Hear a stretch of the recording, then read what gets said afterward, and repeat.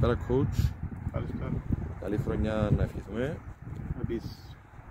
Συγχαρητήρια αρχικά για την νίκη που έχει κάνει η ομάδα σας. Μια σπουδαία νίκη η οποία φέρνει την ομάδα για πρώτη φορά στην ιστορία της στην πρώτη θέση της βαθμολογίας του πρωταθλήματος ΑΚΝΕΛ, χωρίς συγκάτοικο. Δύο λόγια. Εντάξει, μια προσπάθεια που ξεκίνησα από το καλοκαίρι. Θεωρώ την περίοδο αυτή δύσκολη. Ήρθαμε μετά από αρκετά μεγάλη αποχή λόγω διακοπών.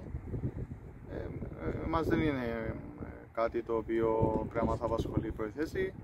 Για μας η δουλειά μας είναι να δουλεύουμε, να εξελισσόμαστε, να βάλουμε καινούργια πράγματα στο παιχνίδι μας. Εννοείται ότι μας αρέσουν τα αποτελέσματα, όμως κοιτάζουμε παιχνίδι με παιχνίδι. Στόχος μας κάθε εβδομάδα να προσπαθούμε να κερδίζουμε και θα δούμε στο τέλος που θα καταλήξουμε. Ποιος είναι ο επόμενος στόχος της ομάδας?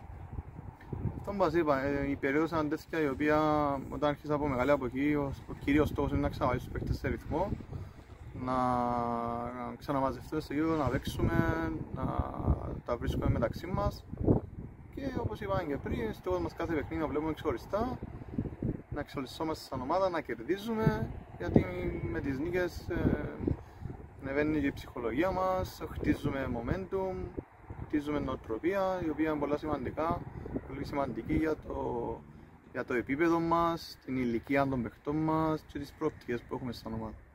Συγχαρητήρια coach ξανά, ευχαριστούμε πάρα πολύ. Ευχαριστούμε. Να πω κάτι σε αυτό το σημείο.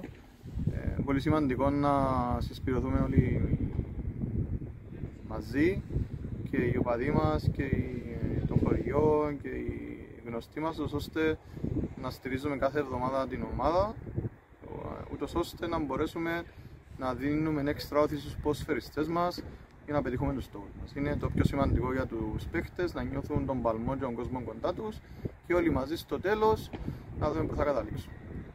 Ευχαριστούμε πάρα πολύ. Ευχαριστώ πολύ.